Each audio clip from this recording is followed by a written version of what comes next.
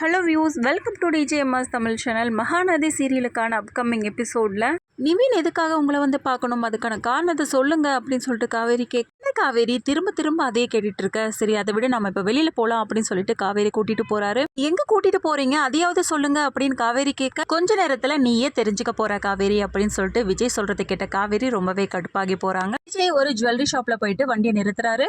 நகை கடையை பார்த்த காவேரி, இங்க எதுக்காக அங்க வந்திருக்கோம் அப்படின்னு சொல்லிட்டு காவேரி திரும்பவும் கேள்வி கேட்க, சொல்றேன் அப்படின்னு உள்ள கூட்டிட்டு போற விஜய் செயின் மாடல்ஸை எடுத்து காட்ட சொல்றாரு. யாருக்காகங்க அப்படின்னு காவேரி கேட்க, கொஞ்ச நேரம் அமைதி அந்த டிசைன்ஸ் எல்லாம் பிடிச்சிருக்கான்னு பாரு அப்படின்னு சொல்லிட்டு விஜய் சொல்றத பார்த்த காவேரி, இது நல்லா இருக்குங்க அப்படின்னு சொல்லிட்டு சொல்றாங்க. இது பிடிச்சிருக்கா, அப்ப கழுத்துல போட்டு பாரு அப்படின்னு சொல்லிட்டு சொல்றாங்க. காவேரியும் இதை போட்டு பார்க்க, இது யாருக்குங்க, எனக்காகவா அப்படின்னு சொல்லிட்டு சொல்ல, ஆமா உனக்கு தான் காவேரி அப்படின்னு சொல்லிட்டு விஜய் சொல்றதை கேட்டு ரொம்பவே சந்தோஷப்படுறாங்க. எனக்கு எதுக்குங்க இதெல்லாம் அப்படின்னு காவேரி சொல்ல, காவேரி கழுத்துல கருப்பு கயிறு தானே போட்டிருக்க, இனிமேல் இந்த செயின் தான் போடணும் அப்படின்னு சொல்லிட்டு காவேரிக்கு இந்த செயினை வாங்கி கொடுக்குறாரு விஜயும். காவேரியோட மனசுக்குள்ள இவரை புரிஞ்சுக்கவே முடியலையே. ஒரு பக்கம் இந்த வீட்டை விட்டு நம்மளை அனுப்பணும்னு நினைக்கிறாரு, இன்னொரு பக்கம் இதெல்லாம் நமக்கு வாங்கி கொடுக்குறாரு. எல்லாத்தையும் நினைச்சு ரொம்பவே குழப்பத்தோட இருக்காங்க காவேரி. அடுத்ததா வீட்டுக்கு போனதுக்கு அப்புறமா காவேரிக்கு தாலி பிரிச்சு கோக்குற ஃபங்க்ஷனை வந்து நடத்தலாம் அப்படின்னு சொல்லிட்டு முடிவு பண்றாங்க.